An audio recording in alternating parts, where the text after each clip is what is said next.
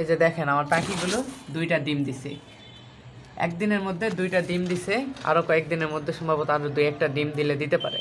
আমার বেলকনিতে কয়েকদিন আগে যে ঘুঘুগুলো ডিম দেওয়ার জন্য বাসা তৈরি করছিল পটের মধ্যে, এই যে দেখেন সে বাসাতে 2টা ডিম দিছে। তো এখন সমস্যা হইলো যে আমার বেলকনিতে রেগুলার এখানে কাপড় শুকাইতে দিতে হয়, এই জন্য মাঝে মাঝে আসতে হয়।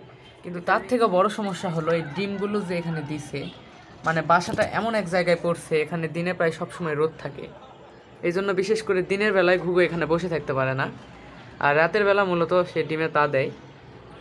তো এখন মূলত ঘুঘুটা নাই, অনেকক্ষণ থেকে দেখতেছি ঘুঘুটা নাই, এই জন্য এই ফাঁকে একটু ভিডিও করলাম। তো পাখিটা আসার আগে এখান থেকে সরে যেতে হবে, নাহলে আমাকে দেখে আবার ভয় পাবে। এখন ভাবতেছি যে এই রোদের মধ্যে এই যে ডিমে তা দিচ্ছে, রোদের মধ্যে এই পাখিটা থাকতে পারতেছে না, এর ফলে ডিমের কি কোনো ইফেক্ট পড়বে নাকি? বাসাটা যদি এই পাশে না হয়ে যে এই পাশে হইতো তাহলে এতটা রোদ পড়তো না, পাখিটার জন্য সুবিধা এবং ডিমে বাচ্চা ওঠার জন্য সুবিধা হইতো। কিন্তু তারপরও দেখা যায়, আশা করা যায় খুব সুন্দর সুন্দর বাচ্চা উঠবে। আপাতত 2টা ডিম দিছে, আরও মনে হয় দিবে। তো দেখা যাক, বাচ্চা উঠলে আপনাদেরকে দেখানোর চেষ্টা করব। আর এইগুলো পাখি, এদের রক্ষা করা আমাদেরই দায়িত্ব, কারণ আমাদের মতো এরাও পরিবেশের একটা সদস্য। তো কিছু বলার নাই, রক্ষা করি আপাতত, দেখা যাক কতদূর কী হয়।